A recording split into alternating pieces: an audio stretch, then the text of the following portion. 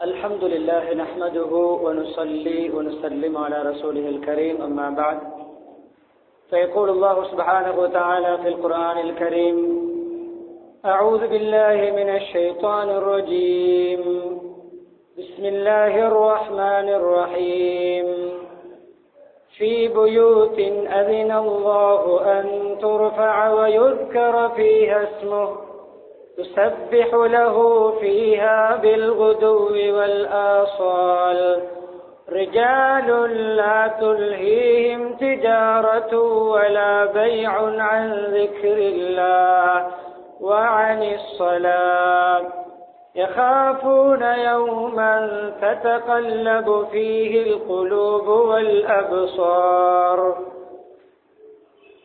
وقال أيضا يا أيها الذين آمنوا قوا أنفسكم وأهليكم نارا وقودها الناس والحجارة عليها ملائكة غلاظ شداد لا يعصون الله ما أمرهم ويفعلون ما يؤمرون. صدق الله العظيم. وقال نبينا محمد صلى الله عليه وسلم المسجد بيت كل تقي.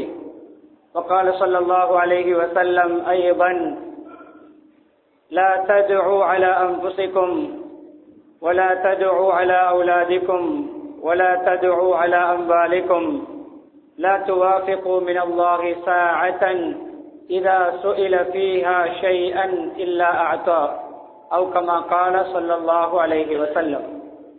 புகழ் அனைத்தும் அல்லாஹ் சுப்ஹானஹு வ தஆலா ஒருவனுக்கு உரித்தாகும். ஸலாத்தும் ஸலாமும் நபி முஹம்மது ஸல்லல்லாஹு அலைஹி வஸல்லம் அவர்கள் மீதும் அன்னாரின் வாழ்க்கை வழிமுறைகளை அணுவணுவாக எடுத்து நடந்து உலகத்திலே அல்லாஹ்வுடைய ரிபாவை திருப்தியை சந்தோஷத்தை அடைந்து கொண்ட சஹாபாக்கள் தாபிஊன்கள் தபவு தாபிஈன்கள் முஸ்லிம்கள் மூமின்கள் அனைவர்கள் மீதும் உண்டாவதாக.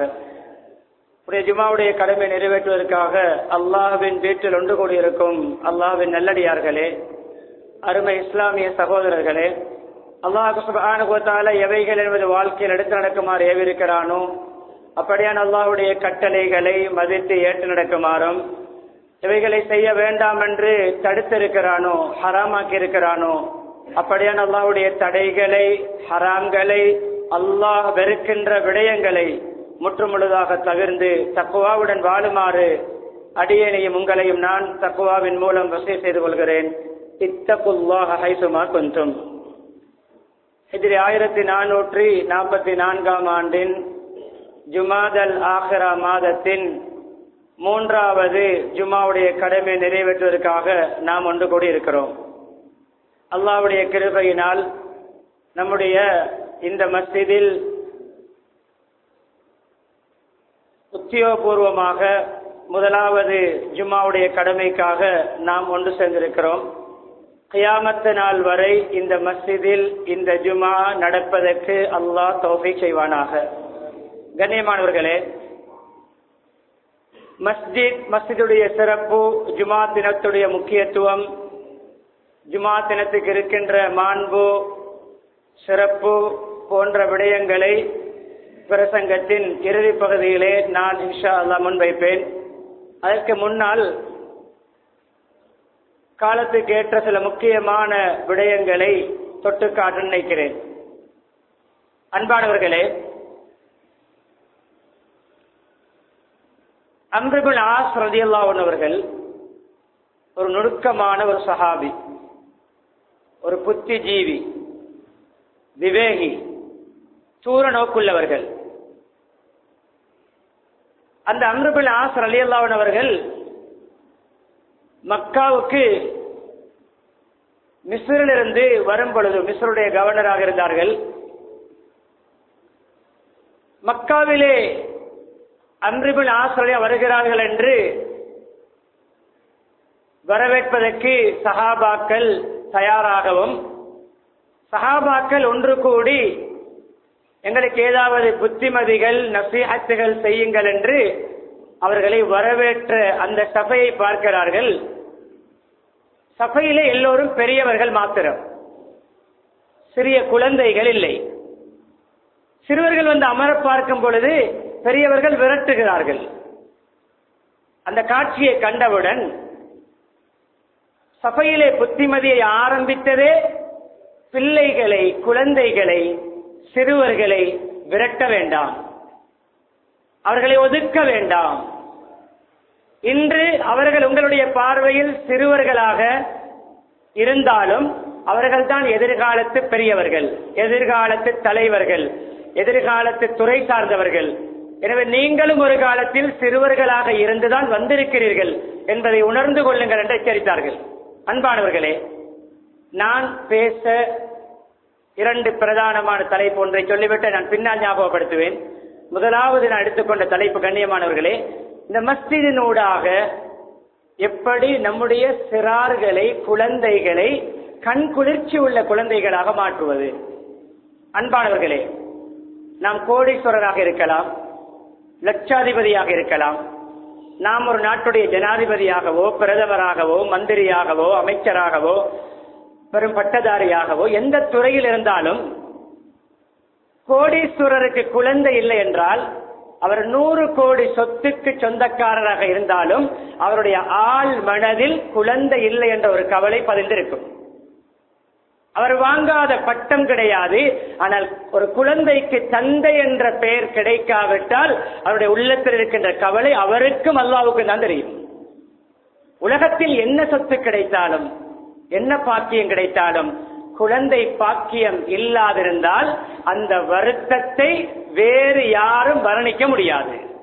நபிமார்கள் கூட ஏங்கினார்கள், முக்கியமான ரசூல்மார்கள் ஆதங்கப்பட்டார்கள். இப்ராஹிம் அலைஹிஸ்ஸலாத்துக்கு வயது 80 தாண்டி செல்கிறது. கண்ணியமானவர்களே, தாண்டி செல்கின்ற பொழுது அந்த இப்ராஹிம் அலைஹிஸ்ஸலாம் கலீலுல்லாஹ், அல்லாஹ்வுடைய அன்பர், இறை நேசர், எத்தனை பாக்கியங்கள்! கலீலுல்லாஹ் என்ற பட்டம் பின்னால் கிடைத்தாலும் முன்னால் எப்படியான பாக்கியங்கள்! அபுல் அம்பியா, பெரும்பான்மையான நபிமார்கள் வந்தது இப்ராஹிம் அலைஹிஸ்ஸலாத்துடைய பரம்பரையில். அபுல் அம்பியா என்ற பெயர் பின்னால் கிடைக்க இருக்கிறது. ரசூல் பட்டம், நபி பட்டம், எவ்வளவு ஒரு பெருமிதமான ஒரு பட்டம். அப்படி இருந்தும் எனக்கு குழந்தை இல்லை என்ற ஒரு ஏக்கம் இருந்தது. ரப்பி ஹப்லி மினஸ் ஸாலிஹீன், எனக்கு நல்ல குழந்தைகளை அன்பளிப்பாக தாயா அல்லாஹ். எல்லா துஆக்களையும் ஆத்தினி என்று கேட்போம், தாய் என்று கேட்போம். ஆனா இந்த துஆவுக்கு, குழந்தையை கேட்கின்ற துஆவுக்கு அல்லாஹ் சொல்கின்ற, பிரயோகிக்கின்ற வார்த்தை பிரயோகம் ஹப்லி, எனக்கு அன்பளிப்பாக, கொடையாக, கிஃப்டாக தா. 86 வயதிலே இஸ்மாயில் அலைஹிஸ்ஸலாம் கிடைக்கிறார்கள், நன்றி செலுத்துகிறார்கள். இஸ்ஹாக் அலைஹிஸ்ஸலாம் கிடைக்கிறார்கள். அல்ஹம்துலில்லாஹி அல்லதி வஹப லி அலல் கிபர் இஸ்மாஈல வ இஸ்ஹாக். வயோதிப பருவத்திலே எனக்கு இஸ்மாயிலையும் இஸ்ஹாக்கையும் 2 குழந்தைகளையும் அன்பளிப்பாக தந்த அல்லாஹ்வுக்கு எல்லா புகழும் என்று அடிக்கடி துதிப்பார்கள், புகழுவார்கள். வரலாற்றிலே பார்த்தேன், கண்ணியமான இப்ராஹிம் அலைஹிஸ்ஸலாத்துக்கு 4 மனைவிமார்கள், மொத்தமாக 4 மனைவிமார்களுக்கும் 10க்கும் மேற்பட்ட குழந்தைகள். முதலாவது கிடைத்தது தாமதித்து நன்றி செலுத்தினார்கள். லஇன் ஷக்கர்தும் லஅஸீதன்னகும், நன்றி செலுத்தினால் இன்னும் அதிகமாக தருவோம். அதிகமாக அல்லாஹ் கொடுத்தான். ஜக்கரியா அலைஹிஸ்ஸலாம் நபி, ரசூல், சிறப்பு மிக்க ஒரு பட்டம். எனக்கு ஒரு குழந்தை இல்லை என்ற ஒரு ஏக்கம். கண்ணியமானவர்களே, ரப்பிலா ததர்னி ஃபர்தா, என்னை சிங்களாக வாழ்ந்து சிங்களாகவே மௌத்தாக்கி விடாதே, தனியான பரம்பரையற்றவனாக என்னை நீ மரணிக்க செய்து விடாதே. நீ அந்த கைருள் வாரிசின், நீ சமுதாயங்களை, பிச்சலங்களை, வாரிசுகளை கொடுப்பதில் சிறந்தவன். கண்ணியமல்லே, மரியம் அலைஹிஸ்ஸலாத்தை பராமரிக்கின்ற பொறுப்பிலிருந்தார்கள், பொருட்களை வாங்கி கொடுக்கின்ற பொறுப்பிலிருந்தார்கள். மரியம் அலைஹிஸ்ஸலாத்துடைய அறைக்குள் போகும் பொழுது அந்த காலத்திலே மரங்களிலும் மாக்கட்டிலும் எங்கும் கிடைக்காத ஒரு கனியை மரியம் அலைஹிஸ்ஸலாம், ஒரு சிறுமி, அல்லாஹ்விடமிருந்து பெற்று சாப்பிட்டுக் கொண்டிருக்கிறார்கள். மரியமே, இது உங்களுக்கு எங்கால் கிடைத்தது? ஏன் எல்லா பொருட்களையும் கொள்வனவு செய்து கொடுப்பது இவர்களுடைய பொறுப்பு. நான் கொள்வனவு செய்து கொடுக்காத கனி எங்கிருந்து கிடைத்தது? قالت هو من عند الله, இது எனக்கு அல்லாஹ்வின் புறமிருந்து கிடைத்தது. உடனே அவர்கள் ஒரு சிறுமியாக இருந்து தனக்கு தேவையான ஒரு பழத்தை, ஒரு கனியை அல்லாஹ்விடமிருந்து பெற்று சாப்பிட முடியும் என்றால் எனக்கு தேவையான குழந்தை அல்லாஹ்வினால் தர முடியும், அல்லாஹ் தருவான். அந்த உடனே கையேந்தி ரப்பி ஹப்லி மின் லதுன்க ذُرِّيَّةً طَيِّبَةً, எனக்கு பரிசுத்தமான ஒரு பரம்பரையை, ஒரு ஜெனரேஷனை எனக்கு நீ கிஃப்டாகத்தான். அல்லாஹ் எப்படி கொடுத்தான் தெரியுமா? அவர்களுக்கும் வயது தாமதித்த வயதில், வயோதிபத்திலே என்னுடைய எலும்பெல்லாம் முக்தி போய்விட்டது, என்னுடைய முடியெல்லாம் நரைத்து விட்டது, இந்த நிலைமையில எனக்கு குழந்தை பாக்கியம் கிடைக்குமா என்று அவர்களே அதிசயித்தார்கள், வியந்தார்கள். அல்லாஹ் எப்படிப்பட்ட குழந்தையை கொடுத்தான் தெரியுமா? துஆவை அல்லாஹ் வீணாக்கவில்லை. அன்பானவர்களே, அல்லாஹ் பெயர் வைத்த, நேரடியாக அல்லாஹ் பெயர் வைத்து கொடுத்த முதலாவது குழந்தையே ஜக்கரியா அலைஹிஸ்ஸலாத்துக்கு அல்லாஹ் கொடுத்த யஹ்யா அலைஹிஸ்ஸலாம். உங்களுக்கு ஒரு நன்மாராயம், ஒரு குழந்தை கிடைக்கும். இஸ்முஹு யஹ்யா, அந்த குழந்தையுடைய பெயர் யஹ்யா. லம் நஜஅல் லஹு மின் கப்லு சமியா, யஹ்யா என்ற பெயரில் இதற்கு முன்னால் யாரும் இல்லை. உங்களுடைய பிள்ளை யஹ்யா தான், உலகத்துக்கே முதல் யஹ்யா. பெயர் வைத்து அல்லாஹ் கொடுத்தான். சொல்ல வருகின்ற விடயம் கண்ணியமானவர்களே, குழந்தை பாக்கியத்துக்காக நபிமார்களும் ஏங்கினார்கள், ரசூல்மார்களும் ஏங்கினார்கள். நமக்கு கிடைத்திருக்கிறது. எப்படி பிள்ளைகளை வளர்க்கிறோம், எப்படி அந்த பிள்ளைகளை நெறிப்படுத்துகிறோம், அந்த பிள்ளைகளை எப்படி நாம் முன்மாதிரியான முறையிலே கண்ணியமான கண்காணிக்கிறோம். காலையில் எழும்புவது, 3 நேரம் சாப்பிடுவது, சாப்பிட கொடுப்பது, தூங்க போடுவது, மீண்டும் காலையில் எழுப்புவது, பாடசாலைக்கு அனுப்புவது, மீண்டும் பகல் சாப்பாடு, இரவு சாப்பாடு, இதுதான் சிலருடைய குழந்தை பராமரிப்பு. சாப்பாடும் தூக்கமும் பாடசாலையும். அன்பானவர்களே, இது மாத்திரம் நம்முடைய கடமை. குழந்தை பாக்கியம். ஒரு மூத்த இமாமிடம் ஒருவர் வந்து, இமாம் அவர்களே, குழந்தை பராமரிப்பு எப்பொழுது ஆரம்பிக்கிறது என்று கேட்டார்கள். என்னுடைய குழந்தையை நான் நல்ல முறையில் வளர்க்க வேண்டும், எனக்கு சில புத்திமதிகளை சொல்லித்தாருங்கள். கேட்டனுடைய பிள்ளைக்கு எத்தனை வயது? 4 வயது. சொன்னார்கள் டைம் பாஸ், காலம் கடந்து விட்டது. 4 வயது குழந்தையோடு வந்த தந்தைக்கு இந்த பிள்ளைகளை சுதந்திரமாக செல்லமாக கட்டுப்பாடு வளர்த்துவிட்டு கொஞ்சம் பருவ அறிந்தால் திருத்திக் கொள்ளலாம், 18 டீனேஜ் முடிந்தால் திருத்திக் கொள்ளலாம், அவன் பெரியவனாகி அவன் புத்தியோடு நடப்பான் என்று இந்த எத்தனையோ பிள்ளைகள் வீட்டில் இல்லை, எத்தனையோ பிள்ளைகள் மன்னிக்க வேண்டும் ஜெயிலில், எத்தனையோ பிள்ளைகள் ஹாஸ்பிட்டலில், எத்தனையோ பிள்ளைகள் மன்னிக்க வேண்டும் ஒதுக்கப்பட்டவர்களாக. காலம் கடந்து விட்டது என்றார். அவர் வியந்தார். 4 வயது பிள்ளைக்கு, என்னுடைய பிள்ளைக்கு 4 வயது தானே, காலம் என்ன கடந்து விட்டது? இல்லை, நீ இந்த பிள்ளையின் தாயை, உன்னுடைய மனைவியை தேர்வு செய்வதிலிருந்து ஆரம்பிக்கிறது பிள்ளை பராமரிப்பு. உன்னுடைய மனைவியை தெரிவு செய்வதிலிருந்து ஆரம்பிக்கிறது உன்னுடைய பிள்ளைகளின் பராமரிப்பு. உங்களுடைய அந்த இந்திரியங்கள் அதை ஹலாலான முறையிலே மனைவி கணவன் என்று உறவு கொள்ளும் பொழுது அதை நீங்கள் எந்த கற்பத்துக்குள் அனுப்ப போகிறீர்கள் என்பதை நீங்கள் சாய்ஸ் பண்ணிக் கொள்ளுங்கள், செலக்ட் பண்ணிக் கொள்ளுங்கள். சிறந்த நல்ல பொருத்தமான பத்தினித்தனமான பெண்களை தேடி திருமணம் முடித்துக் கொள்ளுங்கள். தீனுடைய மார்க்கப்பட்டுள்ள ஈமானிய தக்குவாதாரி பெண்களை திருமணம் முடி. இல்லாவிட்டால் நீயே உன்னுடைய கையால் மண்ணை வாரி தலையில் போட்டு நாசமாகுவதற்கு சமம். எதற்காக திருமணம் முடித்தோம்? கடைக்காக, வீட்டுக்காக, காணிக்காக, வயலுக்காக, கேபிட்டலுக்காக, வாகனத்துக்காக, கேபிட்டல் இல்லாத ஷேருக்காக. நோக்கம் அதுதானே? அது கிடைக்கும். கோடீஸ்வர பட்டம் கிடைக்கும், பஜாரில் 10 கடை ஓனர் கிடைக்கும், 100, 200, 300, 500 ஏக்கருடைய ஓனர் பட்டம் கிடைக்கும். பிள்ளைகளுக்கு நல்ல தந்தை என்ற பெயர் கிடைக்காது. பிள்ளைகளின் நல்ல தந்தை என்ற பெயர் மனைவியை தெரிவு செய்வதிலிருந்து ஆரம்பிக்கிறது. அன்பானவர்களே, நம்முடைய குழந்தைகள் எப்படி வளர்த்தாலும் இரண்டு குவாலிட்டி தான், இரண்டு பகுதி. ஒன்று இஸ்மாயில் அலைஹிஸ்ஸலாம் போன்ற குழந்தைகள், இன்னும் ஒன்று கண்ணான் நூஹ் அலைஹிஸ்ஸலாத்துடைய மகன். ஒருவர் நல்லவர், மற்றவர் தீயவர். இஸ்மாயில் அலைஹிஸ்ஸலாம் யார்? உன்னை அறுப்பதாக கனவு கண்டேன் மகனே, சொந்தூர் மாதா தரா, என்னுடைய உன்னுடைய கருத்து என்ன?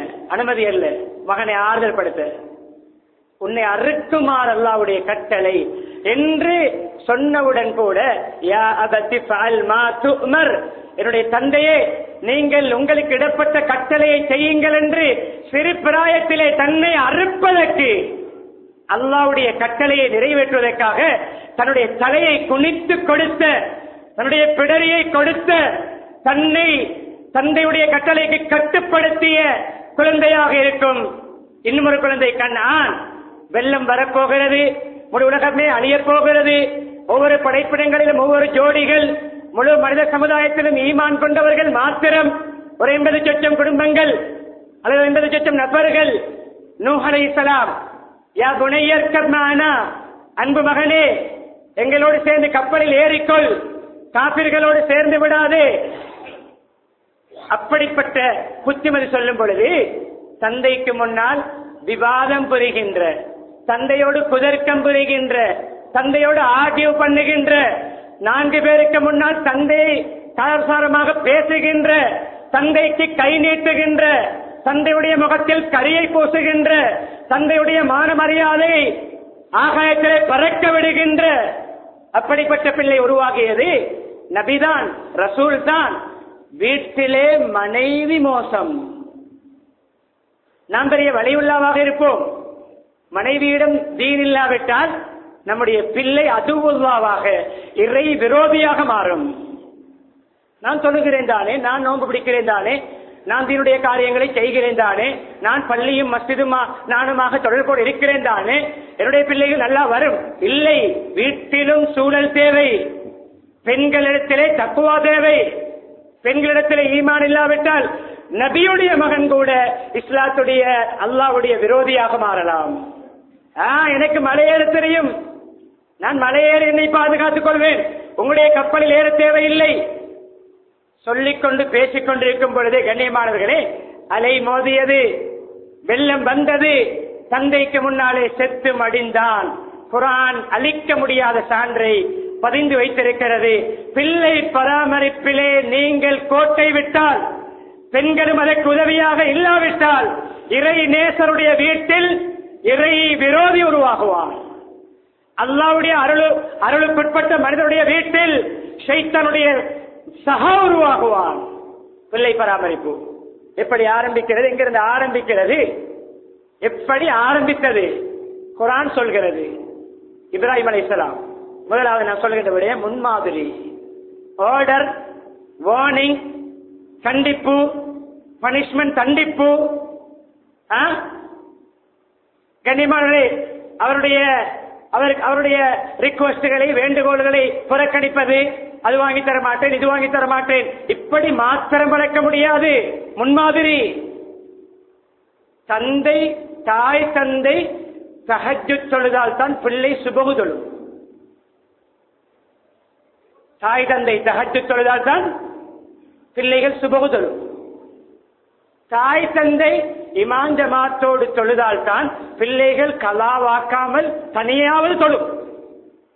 பெற்றோரே கலா செய்தால், பெற்றோரே சூரிய வெயில் பட்டுதான் முழித்தால், பெற்றோர்களே வீடியோவிலும் ஆடியோவிலும் இரவை கழித்தால், பெற்றோர்கள் ரிமோட்டோடு தூங்கினால் பிள்ளை லேப்டாப்போடு தூங்கும். தாய் தந்தை ரிமோட்டோடு தூங்கினால் பிள்ளை லேப்டாப்போடு தூங்கும். மன்னிக்க வேண்டும், சில விடயங்களை கௌரவமாக சொல்லி காட்ட வேண்டும். தாய் தந்தை மன்னிக்க வேண்டும், நாடகம் பார்த்துக் கொண்டு தூங்கினால் பிள்ளை படம் பார்த்துக் கொண்டு தூங்கும். மன்னிக்க வேண்டும், இந்த வார்த்தைகள் நடப்பதை சொல்லி காட்ட வேண்டும். தந்தை சிகரெட் குடித்தால் பிள்ளை சாராயம் குடிக்கும். குடிக்காதே, எடுக்காதே, பிடிக்காதே. நீங்கள் பழக்கத்தை விட்டால் தான் பிள்ளை விடும். உங்களை விட ஒரு படி மேலேதான் செய்ய பார்க்கும். ஏன், உங்களுடைய இரத்தம் அல்லவா? முன்மாதிரி சயீத் இப்னு முஸய்யப் ரஹ்மத்துல்லாஹி அலைஹி சொல்கிறார்கள், இன்னி உத்தீலு ஃபீ ஸலாத்தி மின் அஜ்ரிக யா புனை. அன்பு மகனே, என்னுடைய தொழுகையை நீண்ட நீண்ட ரக்காத்துகள் தொழுகிறேன். எதற்கு தெரியுமா? நீ என்னுடைய தொழுகையை பார்த்து படிக்க. முன்மாதிரி. இப்ராஹிம் அலைஹிஸ்ஸலாம் காபத்துல்லாவை கட்டினார்கள். காபத்துல்லாவை கட்டுவதற்கு எத்தனை மக்கள் இருந்தும், எத்தனை மனிதர்கள் இருந்தும், எத்தனை பேர் இருந்தும், யாரை கையாளாக உதவியாளராக சைட் சப்போர்ட் வைத்துக் கொண்டார்கள்? யாரை? பதில் சொல்லுங்கள். உலகத்தில் அவர்களும் மகனும் மாத்திரமா? எத்தனை பயில்வான்கள், எத்தனை பணிவிடையாளர்கள், எத்தனை ஊழியர்கள், எத்தனை சக்தி வாய்ந்தவர்கள், எத்தனை கட்டடக்கலை வல்லுநர்கள் இருந்தும் காபத்துல்லாவை தான் கட்டும் பொழுது கல்லெடுத்து கொடுப்பதற்கும், அந்த சீமந்து கலவை எடுத்துக் கொடுப்பதற்கும், அந்த எடுபடி வேலைக்கும் வைத்திருந்தது யாரை தெரியுமா?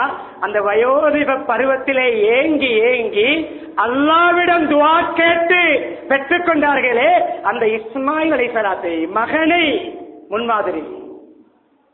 முன்மாதிரி இப்ராஹிமும் இஸ்மாயிலும் சேர்ந்து காபத்துல்லாவுடைய கட்டடத்தை, அந்த மதிலை, அந்த சுவரை கட்டி உயர்த்தி முடித்த பிறகு, உயர கட்டி முடித்ததும் இரண்டு பேரும் சேர்ந்து, வாப்பா ரப்பனா தகப்பல் மின்னா இன்னக அன்த ஸமீஉல் அலீம், எங்களிடமிருந்து இந்த பணியை ஏற்றுக்கொள்வாயாக. தந்தை மகனை நற்காரியங்களுக்கு பழக்குகிறார். பிள்ளைகளுக்கு நல்லவற்றை பழக்குங்கள். ஹதீஸ், முன்மாதிரி ஹதீஸ். அன்பானவர்களே, எத்தனை கிஃப்டை கொடுத்தாலும் ஸ்காலர்ஷிப் பாஸ் ஆகி போன் வாங்கி தருகிறேன், ஓ லெவல் பாஸ் ஆகி லேப்டாப் வாங்கி தருகிறேன், ஏ லெவல் பாஸ் ஆகி பைக் வாங்கி தருகிறேன், யூனிவர்சிட்டி அட்மிஷன் எடு கார் வாங்கி தருகிறேன். நல்ல விடயம். ஸ்காலர்ஷிப் பாஸ் ஆகின்ற பிள்ளை போன் பாவிக்க தகுதியா? ஓ லெவலோட லேப்டாப் சுதந்திரமாக விடலாமா? ஏதோட பைக்கை கண்டபடி கொடுக்கலாமா? யூனிவர்சிட்டி அட்மிஷன் கிடைத்தவுடன் காரை தூக்கி கொடுக்கலாமா? உங்களுடைய நிதானம் அவனுக்கு இருக்குமா? எத்தனை பிள்ளைகள் லைசனை விட்டு நேஷனல் ஐடி இல்லாத பிள்ளைகளிடம் காரை கொடுத்து, பஜிரோவை கொடுத்து, பைக்கை கொடுத்து எத்தனை உயிராபத்துக்களை சந்தித்திருக்கிறோம். கொடுப்பது பிழை என்று சொல்லவில்லை, கொடுக்க வேண்டும், கொடுக்க வேண்டிய வயதில். இப்படி சொல்கின்ற நாம் இன்று தஹஜ்ஜுத் தொழு, சாக்லேட் வாங்கி தருகிறேன். இந்த 5 நேரமும் இமாம் ஜமாத் தொழுதால் நாளை பீச்சுக்கு கூட்டிக் கொண்டு போவேன். இந்த சுன்னத்தான நோன்பை பிடித்தால் சைக்கிள் வாங்கி தருவேன். ஏன் மாற்ற முடியாது? எப்படியோ சைக்கிள் வாங்கி கொடுக்கத்தான் போகிறோம், போன் வாங்கி கொடுக்கத்தான் போகிறோம். அதற்குரிய வெகுமதிகளாக தீனுடைய அமல்களை சொல்வோம். இது நான் என்னுடைய சொந்த கருத்தாக சொல்லவில்லை. ஆஷூரா தினத்திலே நபி அவர்கள் செய்தி அனுப்பினார்கள். ஆஷூரா நோன்பு கடமையாகப்பட்ட, ஆரம்பத்தில் கடமை சுன்னத்தாகப்பட்ட பொழுது விரும்பியவர்கள் இந்த ஆஷூரா நோன்பை பிடித்துக் கொள்ளலாம், நோன்போடு இருப்பவர்கள் கண்டினியூ பண்ணலாம், இல்லாதவர்கள் நியத்து வைத்துக் கொள்ளலாம். உடனே கண்ணியமானவர்களே, சின்ன குழந்தைகளையும் நாங்கள் நோன்பு நோக்க வைத்தோம். அந்த பிள்ளைகளுக்கு என்ன தெரியுமா சொல்வோம்? நீங்கள் இன்று மகரிப் வரைக்கும் எந்த சாப்பாடும் சாப்பிடாமல், எதுவும் குடிக்காமல் நீங்கள் நோன்பு பிடித்தால் செல்லங்களே, உங்களுக்கு நாங்கள் இஃப்தாருக்கு ஃபேவரட்டான ஃபுட் செய்து தருவோம். இந்த நோன்பை நீங்கள் பிடித்தால் உங்களுக்கு பிடித்த சாப்பாட்டை இஃப்தாருக்கு செய்து தருவேன் என்று எங்களுடைய தாய்மார்கள் சொல்லி எங்களுடைய பிள்ளைகளை கூட நோன்பு நோக்க வைப்பார்கள். பரிசு, அன்பளிப்பு, அமல்கள், இப்படி அந்த வயதுக்கு அதுதான். அதற்காகத்தான் செய்கின்ற வயது. அல்லாவுக்காக செய்கின்ற பக்குவம் வரும். முதல்ல இப்படியாவது தோன்றுவோம். அன்பானவர்களே, இப்ராஹிம் அலைஹிஸ்ஸலாம் முன்மாதிரி, அழகிய புத்திமதி, அழகிய புத்திமதி, முன்மாதிரி, புத்திமதி. மூன்றாவது துஆ. விரிவாக பேச நேரம் இடம் கொடுக்காது. இன்னும் ஒரு முக்கியமான தலைப்பை நான் முன்வைக்க வேண்டும். இதை நான் முக்கியமான விடயங்களை சொல்லுகிறேன். முதலாவது முன்மாதிரி.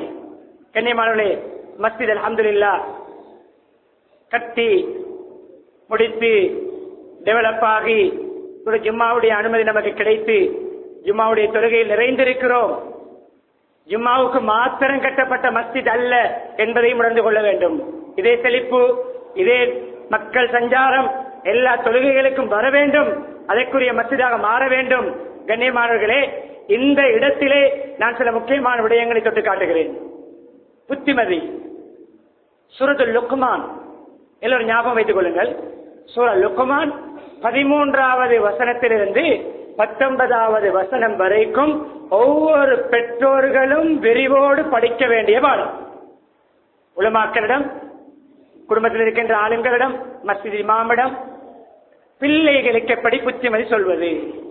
ஷிர்க் வைக்காதே, தொழுகையிலே பேணுதலாக இரு, பொறுமையாக இரு, நல்லதை மற்றவர்களுக்கு சொல், தீமையை விட்டும் தடு, பெருமை அடிக்காதே, அகங்காரம் கொள்ளாதே, மக்களை கணக்கெடுக்காமல் அகங்காரத்துடன் வாழாதே, நடக்கும் பொழுது அகங்காரத்துடன் நெஞ்சை தள்ளி கையை அகற்றி நடக்காதே.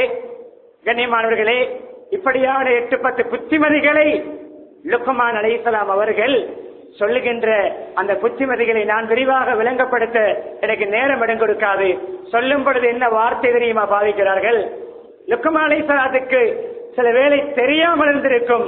நபியவர்களுக்கு இறங்கிய குர்ஆனில் நான் என்னுடைய பிள்ளைக்கு சொன்ன புத்திமதி வரும் என்று. லுக்மான் அலைஹிஸ்ஸலாம் நபி அல்ல, தாவூத் அலைஹிஸ்ஸலாம் காலத்தில் வாழ்ந்த ஒரு ஞானி. ஆட்சி அதிகாரத்தை தரவா, ஞானத்தை தரவா, இரண்டில் ஒன்றை தேர்ந்தெடுக்கலாம். ஆட்சி அதிகாரம் தேவையில்லை, எனக்கு கல்வி ஞானம் தேவை என்று தேர்ந்தெடுத்தார்கள். தாவூத் அலைஹிஸ்ஸலாத்துடைய காலத்து மனிதர், இறை நேசர், ஞானி. பிள்ளைக்கு அடிக்கடி பிள்ளைகளுக்கு புத்திமதி சொல்வார்கள். சொல்லும் பொழுது யா புனை, அன்பு மகனே, ராஜாவே, செல்லமே, யா புனை, அன்பு மகனே. நூஹ் அலைஹிஸ்ஸலாத்துடைய மகன் காபிராக இருக்கும் பொழுது கூட கூப்பிட்டது காபிரே, பாசிக்கே, பாவியே, மன்னிக்க வேண்டும், மூதேவியே. தயவு செய்து நீங்கள் இந்த வார்த்தை பிரயோகங்களை நீங்கள் விட வேண்டும் என்பதற்காக சொல்லி காட்டுகிறேன். மூதேவியே. இன்னும் ஒரு வார்த்தை பாவிக்கிறோம், மிம்பர் புனிதமானது. அவருடைய அர்த்தத்தை சொல்கிறேன். நம்முடைய பிள்ளைகளுக்கு, நமக்கும், நம்முடைய கணவனுக்கு, நம்முடைய மனைவிக்கும் கிடைத்த ஹலாலான குழந்தைகளுக்கு கட்டவுத்தர கொடுக்கிறோம். அந்த வார்த்தையின் மூலம் என்ன தெரியுமா? நீ எனக்கும் போன்ற உம்மாக்கும் ஹலாலா பிறக்கல்ல. கண்ணியமாக சொல்கிறேன், சொந்த பிள்ளைகள் இந்த வார்த்தையை பாவிக்கிறோம். நீ லீகலாக பிறக்கவில்லை, பிறந்தது ஹலால் தான். தந்தை தாயுடைய பிள்ளைகளை கூப்பிடுகின்ற வார்த்தை, கண்ணிமனே, தாய் தந்தை கூப்பிடுவதே துவா. தாய் தந்தை, பெற்றோர்கள், பாட்டன் பூட்டிகள் பிள்ளைகளை கூப்பிடுவதே ஒரு துவா. நல்ல வார்த்தையை கொண்டு கூப்பிடுங்கள். மிருகங்களுடைய பெயர்களை சூட்டி கூப்பிட வேண்டாம். கேவலமான மிருகங்களுடைய பெயர்களை பிள்ளைகளுக்கு கூப்பிட்டு அந்த தன்மை உள்ளதாக பிள்ளை மாறும். அப்துல் முத்தலிப், முஹம்மது சின்ன குழந்தை, பேர குழந்தை, ஓடியாடி விளையாடுகின்ற வயது. இவர்தான் சபையில் தலைவர் அப்துல் முத்தலிப். சபையில் இருக்கின்ற பொழுது பேர குழந்தை முஹம்மது ஓடி வந்தால், பேர குழந்தை சபைக்கு வந்தால், பாட்டன் எழுந்து பக்கத்தில் உட்கார்ந்து அந்த பேர குழந்தை எடுத்து இவருடைய சீட்டில் அமர வைத்து விட்டு சொல்வாராம், என்னுடைய இந்த பிள்ளைக்கு சிறந்த எதிர்காலம் உண்டு, என்னுடைய இந்த குழந்தைக்கு, என்னுடைய பேர குழந்தைக்கு சிறந்த எதிர்காலம் உண்டு. எதிர்காலத்திலே பெரிய மாண்பும் மரியாதையும் கிடைக்கும் என்று நான் ஆதரவு வைக்கிறேன். கிடைத்ததா இல்லையா? நல்லெண்ணங்கள், தூர நோக்குகள். எப்பொழுதுமே தரித்திரியம், துச்சகுணம், முசீபத், நெகட்டிவாக திங்க் பண்ணுகின்ற பண்பு நபியவர்களுக்கு பிடிக்காது. பாசிட்டிவாக ஃபியூச்சரை பற்றி ஹோப்னஸோடு, ஹோப்ஃபுல்லாக, ஆதரவுடன், நற்சகுணமாக பேசுகின்ற பண்பு நபியவர்களுக்கு பிடிக்கும். ஒரு நண்பருடைய பேர் சலாம், அப்துல்லா இப்னு சலாம் என்று நினைக்கிறேன். சலாம் வந்து விடுகிறார்கள், மாஷா அல்லாஹ், எங்களுக்கு சாந்தியும் சமாதானமும் உண்டாகும். அப்படி பெயருடைய ஒருவர் வந்திருக்கிறார். அப்படி நல்ல பெயர் உள்ளவர்களுக்கு கூட நபியவர்கள் அந்த பெயருடைய அர்த்தம் தாக்கம் என்றார்கள். ஒருவருக்கு சொன்னார்கள், அவருடைய பெயர் ஹசன். ஹசன், ஹசன் என்றால் கடினத்தன்மை, ஹார்ட்னஸ், ஹாஷ். உடைய பெயரை சஹல் என்று மாற்றுங்கள். சொத்தானவர், மிருதுவானவர். அவர் சொன்னார், இவனுடைய பலகீனம். இந்த சம்பவத்தை சொல்லுகிறார் அவருடைய பிள்ளை. பின்னால் என்னுடைய வாப்பாவுக்கு அப்பாவுக்கு நபியவர்கள் பேரை மாற்ற சொன்னார்கள். அவர் சொன்னார், ஏண்ட வாப்பா வச்ச பேரை நான் மாற்ற மாட்டேன், என்னுடைய தந்தை வைத்த பேரை நான் மாற்ற மாட்டேன். சொல்கிறார் மகன் அல்லது பேரப்பிள்ளை, எங்களுடைய பரம்பரையிலேயே இந்த கடினத்தன்மை பரம்பரையாக இருந்தது. பேரை வைத்து விட்டுத்தான் கருத்தை கேட்பது புதிய நவீன ஒரு நோய். உலமாக்களை விட பெரிய அறிஞர்கள் உருவாகி கூகுளிலும் இன்டர்நெட்டிலும் என்னமோ பேருக்கு என்னமோ கருத்து போட்டு வைத்திருக்கிறான், சம்பந்தமே இல்லாத கருத்தை போட்டு வைத்திருக்கிறான். அதுவும் யஹூதி நஸாராக்களுடைய திட்டமாக இருக்கும். இதிலே தேடி தேடி பேரை வைத்து பிள்ளைகளுக்கு முசீபத்தை பிடித்த பெயர்களை வையுங்கள் என்று திட்டமாக இருக்கும். பேரை வைத்து பேர் சர்டிபிகேட் எழுதிவிட்டு தான் கருத்தை கேட்பது. பேரை கூட அழகாக வையுங்கள். பிள்ளை பராமரிப்பு பகுதி துஆ. துஆ எப்படி சக்தி வாய்ந்தது. பார்வை இழந்தார்கள் புகாரி ரஹிமஹுல்லாஹ். தாய் துஆ கேட்டு பார்வை எடுத்துக் கொடுத்தார்கள் அல்லாஹ்விடமிருந்து. சின்ன வயதில் பிள்ளையுடைய இழந்த பார்வையை தாயால் பெற முடியும். துஆ திரை இல்லாமல் கபூலாகின்ற துஆ. பத்துவா செய்ய வேண்டாம், பத்துவா செய்ய வேண்டாம். கண்ணியமானவர்களே, உங்களுக்கு நீங்களே சபிக்க வேண்டாம், பத்துவா செய்ய வேண்டாம். உங்களுடைய பிள்ளைகளை சபிக்க வேண்டாம், பத்துவா செய்ய வேண்டாம். உங்களுடைய பொருளாதாரங்களை சபிக்க வேண்டாம். அல்லாஹ் துஆவை ஏற்றுக்கொள்கின்ற நேரத்துக்கு உங்களுடைய பத்துவா உடன்பட்டு கேட்டதெல்லாம் தருகின்ற நேரத்திலே உங்களுடைய பத்துவா உடன்பட்டால் அந்த பத்துவா கிடைக்கும். ஜுரைஜ் ரஹ்மத்துல்லாஹி அலைஹி வலியுல்லாஹ் இறைநேசர், துஆ ஏற்றுக்கொள்ளப்படக்கூடிய மேதை. எல்லோரும் துஆவுக்கு வேண்டிக் கொள்ள ஓடி வருவார்கள். பிள்ளைகளுக்கு நோயா, ஏதாவது சோதனையா, நெருக்கடியா, துஆ செய்யுங்கள், துஆ செய்யுங்கள், உடனே கபூலாகும். ஜுரைஜ் இறைநேசர் வலியுல்லாஹ் தொழுது கொண்டிருக்கிறார். தாய் கூப்பிடுகிறார். நஃபிலான வணக்கம். என் பரலான தொழுகை சொல்லும் பொழுது கூட ஒருவருக்கு உயிராபத்தா, ஒருவருக்கு ஏதாவது அனர்த்தமா, ஏதாவது தொழுகையை விட்டு விட்டு அந்த உதவியை அந்த ஆபத்திலிருந்து பாதுகாத்து விட்டு தொழுகையை கண்டினியூ பண்ணுவதா இஸ்லாம். வீணான விடயங்களுக்கு அல்ல, ஆத்திர அவசரத்துக்கு. இவர் தொழுது கொண்டு உம்மாவுக்கு பதிலளிப்பதா தொழுவதா, உம்மாவுக்கு பதிலளிப்பதா தொழுவதா? தொழுவோம். தொழுகையை விட முடியாது. உம்மா ஏதோ ஒரு அவசர தேவைக்கு கூப்பிட்டு மகன் பதிலளிக்கவில்லை. வலியுல்லாஹ் இறைநேசர், நம்முடைய பாசை அவுலியா என்று சொல்லுவோம். அவுலியா என்பது பன்மை சொல், அவருடைய ஒருமை வலி. இறைநேசர். தாய் உடனே எப்பொழுதும் பிள்ளைகளுக்கு பத்துவா செய்ய வேண்டாம். ஒரு காலத்தில் பழித்தால் முதலாவது கண்ணீர் வடிப்பது எந்த நாவால் பத்துவா செய்தீர்களோ நீங்கள் தான். சொன்னார்கள் பத்துவா உண்டு, கேவலமான பத்துவா. ஒரு பெரிய புனிதர், மேதை, பக்திமான், இறைநேசர், அதற்கு ஆப்போசிட்டான ஒரு பத்துவா. உன்னை அல்லாஹ் மொழி பெயர்ப்பதற்கு கூட நாவு கூசுகிற தாய்மாருடைய பத்துவா. விபச்சாரிகளை சாட்டாமல் உன்னை மௌத்தாக்க மாட்டான். பெண்களை ஏறிட்டு பார்க்காதவர், அந்நிய பெண்களை பார்த்து ரசிப்பவர் அல்ல. திடீரென்று அந்த தொழில் செய்கின்ற தீய நடத்தையில் ஈடுபடுகின்ற ஒரு பெண் குழந்தையோடு வந்து நின்று ஜுரைஜுடைய அந்த வணக்க ஸ்தலத்துக்கு முன்னால் நிற்கும் பொழுது கேட்டார்கள், யாருடைய குழந்தை, யாரோடு சேர்ந்து பிள்ளை பெற்றாய்? திருமணமாகாத பெண், தீய நடத்தை உள்ள பெண். இதோ இந்த ஜுரைஜுக்கும் எனக்கும் தகாத உறவில் கிடைத்த குழந்தை. சமூக மினிஸ்டரோட போத்தல் தானே, தீர விசாரிப்பதில்லை. செய்தி வந்தால் பரப்புவது, வந்தவுடன் தலைப்பை வாசிப்பது, பரப்புவது. தலைப்பு பாசிட்டிவாக இருக்கும், ஆர்டிகல் நெகட்டிவாக இருக்கும். தலைப்பு நெகட்டிவாக இருக்கும், ஆர்டிகல் பாசிட்டிவாக இருக்கும். ஷேர் பண்ணிவிட்டு தலையில் கையை வைப்பது. 10,000 பேர் பார்த்த பிறகு எதையும் தீர விசாரிக்க வேண்டும் சொல்வார்கள். பெரும்பாலும் அறிவுரையோட கருத்து நினைக்கிறேன். ஒருவன் தன்னுடைய ஒரு கண் கலண்ட நிலைமையில் என்னுடைய கண்ணை இவன் கலட்டி விட்டான் என்று ஒருவன் வந்தாலும் யாரை குற்றம் சாட்டினானோ அவனிடம் தீர விசாரிக்காமல் அவனை சந்திக்க முனைய வேண்டாம். ஏன் தெரியுமா? ஒரு கண் கலட்டப்பட்டவன் அவனுடைய 2 கண்களை கலட்டி இருப்பான். உடனே மனக்கஷ்டத்தை உடைத்து அவருடைய தியானம் செய்கின்ற இடத்தை உடைத்து சுக்கு நூறாக்கி களிமண்ணால் கட்டப்பட்டிருந்தது. என்ன ஜுரைஜ் எப்படி நினைச்சு கொண்டிருந்தோம், இப்படி செய்துவிட்டு அப்படி செய்துவிட்டு நையப்படைத்து கேவலப்படுத்தி அதற்கு பின்னால் அல்லாஹ் அந்த குழந்தையை பேச வைத்தான்.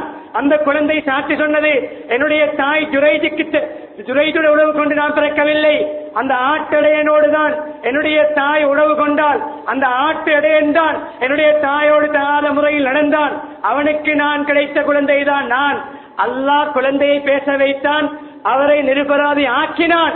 என்றாலும் இறை நேசருக்கே பெற்றோருடைய பத்துவா பலித்தது. நாம் கேம் விளையாடும் பொழுது தாய் கூப்பிட்டு போகாவிட்டால், கிரவுண்டில் இருக்கும் பொழுது போகாவிட்டால், பீச்சில் இருக்கும் பொழுது போகாவிட்டால், ஜிம்மில் இருக்கும் பொழுது போகாவிட்டால், பிரெண்ட்ஸ் மாரோடு இருக்கும் பொழுது போகாவிட்டால், கடைக்கு போக சொல்லும் பொழுது ரிமோட்டோடு இருக்கும் பொழுது போகாவிட்டால், லேப்டாப்புக்கு முன்னால் இருக்கும் பொழுது போகாவிட்டால், தாயுடைய தந்தையுடைய மனது நொந்தால் வலியுள்ளாவுக்கே கேவலம் ஏற்பட்டதென்றால், தொழுகையின் வாசமும் இல்லாத, குர்ஆனுடைய தொடர்பும் இல்லாத, தக்வாவுடைய வாடையும் இல்லாத நமக்கு எப்படிப்பட்ட அழிவுகள் வரும் என்பதை பெற்றோரும் உணர வேண்டும், பிள்ளைகளும் உணர வேண்டும். இந்த தலைப்பை நான் நிறுத்திக் கொள்ள முனைகிறேன். வணக்க வழிபாடுகளை தொடர்பாகுவோம், தக்வாவோடு நாம் வாழ்வோம், தீய பழக்கங்களை நாம் விடுவோம். நம்முடைய பிள்ளைகளை அல்லாஹ் சிறப்பாகவும் சீராகவும் கண்குளிர்ச்சியாகவும் ஆக்கி தருவான். அந்த படிப்பினையை இன்றைய நம்முடைய இந்த முதலாவது ஜும்மாவுடைய கடமையினூடாக நாம் மனதிலே பதிய வைத்துக் கொள்வோம். அடுத்த கண்ணியமானவர்களே, வெள்ளிக்கிழமை யௌமுல் ஜும்ஆ சிறப்பு வாய்ந்த ஒரு நாள், நாட்களின் தலைமை நாள், நாட்களுக்கெல்லாம் தளபதி. உலகத்திலே சூரியன் உதிக்கின்ற நாட்களில் வெள்ளிக்கிழமையை விட சிறந்த நாள் கிடையாது. அரபு அதீஸ் வார்த்தையில் நான் சொல்வதை தவிர்க்க நேரமிடம் கொடுக்காது. வெள்ளிக்கிழமை எப்படிப்பட்ட நாள்? ஆதம் அலைஹிஸ்ஸலாத்தை படைத்த நாள், ஆதம் அலைஹிஸ்ஸலாத்தை சுவர்க்கத்திலே குடியிருக்க வைத்த நாள். அந்த வெள்ளிக்கிழமை தான் அந்த இப்லீசுடைய சூழ்ச்சியினால் சுவர்க்கத்திலிருந்து வெளியாக்கப்பட்ட நாள். வெள்ளிக்கிழமை எப்படிப்பட்ட நாள்? அன்றுதான் உலக அழிவு வரும். வெள்ளிக்கிழமை எப்படிப்பட்ட நாள்? ஏனைய நாட்களுடைய சுபஹ் தொழுகைக்கும் வெள்ளிக்கிழமையுடைய சுபஹ் தொழுகைக்கும் வித்தியாசம். நபி அவர்கள் சூரத்து சஜிதா ஓதுவார்கள், சஜிதா செய்வார்கள். எனவே குறிப்பிட்ட சூறாக்களை ஓதி தொழுகின்ற தொழுகையுடைய நாள். ஜும்மாவுடைய தொழுகையிலும் குறிப்பிட்ட சூறாக்களை ஓதுவது நபியருடைய தொடரான சுன்னத்தாக இருந்திருக்கிறது. அந்த வெள்ளிக்கிழமை எப்படிப்பட்ட நாள்? கண்ணியமானவர்களே, வெள்ளிக்கிழமை மக்கள் எல்லாம் அல்லாஹ்வுடைய தொடர்பை கூட்டிக் கொள்கின்ற நாள், மக்களுக்கு ஒரு உள்ளத்தில் ஒரு விரிவு ஏற்படுகின்ற நாள், வெளிச்சமான ஒரு நாள். அப்படிப்பட்ட ஒரு நாள் தான் நம்முடைய வெள்ளிக்கிழமை. மதிக்க வேண்டும். யாரோ ஒரு வீட்டில் குளித்து மனம் பூசி இருக்கின்ற ஆடைகளிலே நல்ல அழகான சிறந்த ஆடை அணிந்து கொண்டு உருவமில்லாத, கண்ணியமல்லே, ருக்கு சுஜூதுக்கு போகும் பொழுது அவுரத் வெளியாகின்ற ஆடை அல்ல. இது ஜும்மாவுக்கு மாத்திரம் அல்ல. சிலருடைய தொழுகை ருக்குவிலே பாத்தில், இன்னும் சிலருடைய தொழுகை சுஜூதிலே பாத்தில். என்ன தெரியுமா? தொழுகையின் நிபந்தனைகளில் ஒன்று, தக்பீர் கட்டியது முதல் சலாம் கொடுக்கும் வரை அவுரத் வெளியாக கூடாது. தொப்புளுக்கும் முழங்காலுக்கும் இடைப்பட்ட பகுதி வெளியாகினால் தொழுகை பாத்தில். நாம் உடுக்கின்ற ஜீன்ஸால், நாம் உடுக்கின்ற டெனிமால், நாம் உடுக்கின்ற பொட்டமால், நாம் உடுத்திருக்கின்ற டி ஷர்ட்டால் தொழுகையை பாத்திலாக்குகிறோம். ஆடைய ஒழுக்கமாக இருக்க வேண்டும். த்ரீ கோட்டோடு வருகிறோம், கேட்டால் சட்டம் பேசுகிறோம். அவுரத் மறைந்துதான் இருக்கிறது. இதே த்ரீ கோட்டரோடு வெட்டிங் பங்கனுக்கு போவீர்களா? இதே த்ரீ கோட்டரோடு ஏதாவது மேடையில் ஏறுவீர்களா? இதே த்ரீ கோட்டரோடு சர்டிபிகேட் வாங்குவீர்களா? இதே த்ரீ கோட்டரோடு விசிட்டர்ஸுக்கு முன்னால் வருவீர்களா? ஏன் அல்லாஹ்வுடைய மாளிகை மாத்திரம் அப்படி ஏன் கேவலம்? ஏன் அல்லாஹ் மாத்திரம் அப்படி அவமரியாதை? சட்டம் பேசுகிறோம். போங்களே வலிமா வீட்டுக்கு த்ரீ கோட்டரோடு மாப்பிள்ளை வரவேற்பதை விட உங்களைத்தான் வரவேற்பார்கள். வித்தியாசமானவர்கள் வருகிறார், போக மாட்டோம். ஹயர் பண்ணுவோம், 2000 5000 கொடுத்து கோட் ஹயர் பண்ணுவோம் 2-3 மணித்தியாலங்களுக்கு. கண்ணியமானே, அழகான உடுப்போடு வருவோம். சில வைத்திருக்கிறார்கள் மஸ்ஜிதுடைய உடுப்பு. அந்த ஆடைக்கு என்ன நிறம் என்று பட்டிமன்றம் வைத்து தான் முடிவெடுக்க வேண்டும். மன்னிக்க வேண்டும், பட்டிமன்றம் வைத்து முடிவெடுக்க வேண்டும். இது வெள்ளையா மஞ்சளா? வெள்ளை என்று வாதிடுபவர்கள் வலதுபுறம், மஞ்சள் என்று வாதிடுபவர்கள் இடதுபுறம் வாதாடுங்கள். பட்டிமன்றம் வைத்தாலும் தீர்ப்பு வராது. அப்படி பேடாகிய ஆடையினால் மஸ்ஜிதுக்கு. கண்ணியமானவர்களே, சுஜூதில் மௌத்தாகினால் அந்த கேவலமான ஆடையோடு மௌத்தாகுவதா? இருக்கின்ற ஆடை அதுதான். நான் வசதி குறைந்தவன் என்றாலும் இருக்கின்ற ஆடையில் அழகான ஆடையை உடுத்து வந்தார். வெள்ளிக்கிழமையுடைய அதீதை சொல்கிறேன். மனம் பூசினார், வந்து முன்னால் நிறைத்து அமர்ந்தார். யாருடைய பிடரியையும் தாண்டவில்லை, யாருடைய ஷோல்டரையும் தாண்டவில்லை. கண்ணியமாக வந்து அமர்ந்தார், நெருங்கி அமர்ந்தார். தனா ஹத்தீபுக்கு பக்கத்தில் அமர்ந்தார். இஸ்தமா சமியா அல்ல, இஸ்தமா. போன் கிண்டாமல், பேசிக்கொண்டிருக்காமல், தூங்காமல், பாய் பண்ணை கிண்டாமல், அதை மசியுடைய பாயுடைய பண்ணை துண்டை கிழித்தடித்து பல் குத்தாமல், எந்த விதமான மன்னசல் ஹசா பக்கத்தில் அகா. அந்த காலத்தில் நிலத்திலே பொடி கற்கள் இருக்கும். இந்த காலம் டைல்ஸாக, காப்பட்டாக, சிமெண்டாக மாறிவிட்டது. பொடி கற்கள் இருக்கும். அதை சுண்டி விளையாடுவார்கள் எங்கும் இங்கும். அதை விளையாட்டுக்கல்ல, சீர் செய்வார்கள். சுஜு செய்வன் சொல்ல வேண்டும். அதை கூட தொழுகைக்காக நிலத்தை பதப்படுத்துவதை கூட சொன்னார்கள் நபி அவர்கள். மண் மஸ்ஸ, யார் பொடிக்கற்களை டச் பண்ணுவாரோ, மஸ்ஸ என்றால் டச் பண்ணுவாரோ பக்கத்தில் அகா. ஜும்மாவே வீண், குத்பா வீண். போனை டச் பண்ணினாலும் அந்த ஹதீஸ் தான். சிலர் இங்கிருந்து கொண்டு பேஸ்புக்கிலும், வாட்ஸ்அப்பிலும், டிக்டாக்கிலும். அல்லாஹ்வுடைய மாளிகை கண்ணியமானவர்களே, குர்ஆனும் ஹதீஸும் பேசப்படுகின்ற மேடை, இடம். உங்களுடைய கிபிலா, உங்களுடைய கண் ஹத்தீபுடைய முகத்தை பார்க்க வேண்டும். காது கொடுத்து கேட்கிற இஸ்தமா, காது கொடுத்து கிரகித்து வேறு எதையும் சிந்திக்காமல் கேட்டால் கண்ணியமானவர்களே, அவருடைய பாவங்கள் மன்னிக்கப்படும். சென்ற ஜும்மாவுக்கும் இந்த ஜும்மாவுக்கும் இடைப்பட்ட பாவங்களுக்கு அது குற்றப்பரிகாரமாக மாறும். ஹதீஸ். அடுத்து என்ன தெரியுமா? ஹத்தீப் மிம்பரில் ஏறும் பொழுது யார் யாரெல்லாம் மஸ்ஜிதுக்குள் இருக்கிறார்களோ அவர்கள் தான் வெள்ளிக்கிழமை ஜும்மாவுக்கு சமூகம் அளித்த லிஸ்டில் இடம்பெறுவார்கள். ஹதீஸ்.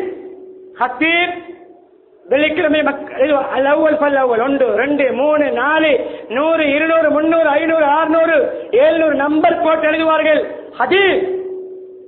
1000 பேர் அவர்கள் 1000 900 பேர் ஹத்தீப் மிம்பரில் ஏறும் போது 901 முதல் 1000 வரைக்கும் ஹத்தீப் மிம்பரில் ஏறிய பிறகு வந்தால் அந்த 100 பேரும் மலக்குமாருடைய லிஸ்டில் இருக்க மாட்டார்கள். ஹத்தீப் வந்தவுடன் எழுதிய ஏட்டை அப்படியே சுருட்டி மடித்து எடுத்துக்கொண்டு மலக்குமார்களும் ஹுத்பாவுடைய மஜ்லிஸிலே வந்து கலந்து கொள்கிறார்கள். ஹதீஸ். எத்தனை பேருக்கு இதுவரைக்கும் வாழ்க்கையிலே ஜும்மா தொழுத நன்மையே ஏட்டில் இல்லை. ஏன் வருவதைக்காம சொல்லும் பொழுது அரபு ஹுத்பாவுக்கு மிம்பரில் ஹத்தீப் ஏறியவுடன் அதற்கு பின்னால் வருகின்றவர்கள் லிஸ்டில் இல்லை. முதலாவது நேரம் 6 நேரமாக பிரிக்கப்படும். முதலாவது நேரத்தில் வந்து ஒட்டகம் குர்பான் கொடுத்த நன்மை, 2வது நேரம் ஆடு குர்பான், ஆட்டு குர்பான், 3வது, 4வது கோழி, 5வது முட்டை. இன்னும் ஹதீஸிலே 6வது வந்திருக்கிறது. முட்டைக்கு முன்னால் ஒரு குருவியை சாப்பிட முடியுமான ஒரு குருவியை அவர் சதக்கா செய்த நன்மை கிடைக்கும். 6ஆக நேரம் பிரியும். முதல் 6 நபர்களுக்கல்ல. உதாரணமாக காலை 6 மணி முதல் 12 மணி வரைக்கும் வைத்தால் ஒவ்வொரு மணித்தியாலத்துக்கு ஒரு பகுதி, குறைந்தது ஒரு முட்டையாவது சதக்கா செய்கின்ற நன்மை வேண்டுமா? ஜும்மாவுடைய அதானுக்கு முன்னால் வர வேண்டும். ஒரு முட்டையாவது சதக்கா செய்த நன்மை, அதையும் பேணுவோம். எனக்கு கண்ணியமானவர்களே, மஸ்ஜித் மாஷா அல்லாஹ் பேனைக்கு கீழால் முடிக்க வேண்டிய நேரம், எனக்கு கொஞ்சம் நேரம் எடுத்து தர வேண்டும். பேனைக்கு கீழே அமர்ந்திருக்கிறோம்.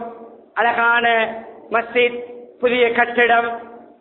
இந்த நேரத்திலே இந்த மஸ்ஜிதுக்கு காணி கொடுத்தவர்கள், காணி வாங்க பாடுபட்டவர்கள், பவுண்டேஷனுக்காக குழி தோண்டியவர்கள், அந்த காலத்திலே கல்லையும் மண்ணையும் தூக்கியவர்கள், அந்த காலத்திலே தனவந்தர்களுக்கும் ஏனைய மஸ்ஜிதுகளுக்கும் ஏனைய ஊர்களுக்கும் வசூலித்து தெரிந்தவர்கள், இந்த மஸ்ஜிதுக்காக ஏற்றுப்பட்டவர்கள், இந்த மஸ்ஜிதை உருவாக்கும் பொழுது வந்த எதிர்ப்புகளுக்கு முன்னால் முகம் கொடுத்து அதை சமாளித்தவர்கள், தாக்குப்பிடித்தவர்கள், இந்த மஸ்ஜிதுக்காக 1 ரூபாய் தொடக்கம் 1 லட்சம் வரை, 10 லட்சம் வரை, 5 லட்சம் வரை செலவழித்தவர்கள், இந்த மஸ்ஜித் முதலாவது, இந்த மஸ்ஜித் ஆரம்பிக்கின்ற முதலாவது அதானை சொன்ன முஅத்தின், முதலாவது தொழுகை தொழுவித்த இமாம், முதலாவது இந்த ஊரிலே குர்ஆன் மதரசாவை ஆரம்பித்து அலிஃப் பா தா என்று ஓதிக் கொடுத்த முஅல்லிம், இவர்கள் நமக்கு ஞாபகம் இருக்கிறதா? இவர்கள் இப்பொழுது எங்கே? நம்முடைய லெப்ப எங்கே? நம்முடைய லெப்பம்மா எங்கே? நம்முடைய முஅல்லிம் எங்கே? நம்முடைய முதலாவது அதான் சொன்ன முஅத்தின் எங்கே? சில வேளை இருந்தால் பெரும்பாலும் 40 வருடங்களை மேற்பட்ட வரலாறு நான் கேள்விப்பட்டேன். பெரும்பாலும் அதிகமானவர்கள் நான் சொன்ன ஆரம்ப கர்த்தாக்கள் கபராளிகளாக இருப்பார்கள். அவர்களையும் இப்பொழுது இருக்கின்ற மக்களும் இப்பொழுது இருக்கின்ற நிர்வாகிகளும் ஊர் மக்களும் மனதார மனமுருகி அவர்களுக்கு துஆ செய்ய வேண்டிய ஒரு கடமைப்பாடு நமக்கு இருக்கிறது. நன்றி மறவா சமூகமாக நாம் இருக்க வேண்டும். அந்த கபராளிகளையும் அல்லாஹ் கபூல் செய்து அவருடைய கபர்களை அல்லாஹ் சொர்க்க பூங்காக்களாக மாற்றுவானாக. இங்கு நடக்கின்ற கியாமத்தினால் வரையும் கிடைக்கின்ற அந்த அனைத்து தொழுகைகளிலும் குர்ஆன்களிலும் திக்ர்களிலும் திலாவத்துகளிலும் அனைத்து அமல்களிலும் பரிபூர்ண பங்கை கொடுப்பானாக. எனவே கண்ணியமான முடிக்க நினைக்கிறேன். இதை இப்பொழுது நாம் புதிதாக என்ன செய்ய முடியும்? செய்தவர்கள் செய்தார்கள், செய்து கொண்டிருக்கிறார்கள். யார் மஸ்ஜிதை கட்டுகிறாரோ ஒரு மணிப்புறாவுடைய அளவு, ஒரு மாடப்புறா என்று சொல்லுவோம், புறாவுடைய சின்ன ஒரு புறா இருக்கிறது, மணிப்புறா என்று சொல்லுவோம். அந்த மணிப்புறாவுடைய கூட்டின் அளவு மஸ்ஜித் கட்டினாலும் என்ன செய்ய முடியும்? நம்முடைய கையை கூட நுழைக்க முடியாது. அந்த அளவு கட்டினாலும் அல்லாஹ் அவருக்கு சுவர்க்கத்தில் மாளிகை கொடுப்பான். என்ன அர்த்தம்? அந்த மணிப்புறாவுடைய கூடை விட்டால் என்ன கிடைக்கும்? ஒரு செங்கல் வாங்க முடியுமா? அந்த செங்கல்லை கொடுத்தார். 10 செங்கல், 5 டைல், 2 பேர். நான் கரண்ட் பில்லை பொறுப்பெடுக்கிறேன், நான் ஓட்டர் பில்லை பொறுப்பெடுக்கிறேன், நான் இமாமுடைய சம்பளத்தை பொறுப்பெடுக்கிறேன், நான் மாதினுடைய சம்பளத்தை பொறுப்பெடுக்கிறேன், நான் பெயிண்டா எத்தனை லிட்டர், 40 லிட்டர் 20 லிட்டர் நான் வாங்கி தருகிறேன். பொறுப்பெடுப்போம். நிரந்தர வருமானம் குறைந்த மஸ்ஜிதிலே பொறுப்பெடுப்போம் ஒவ்வொன்றாக.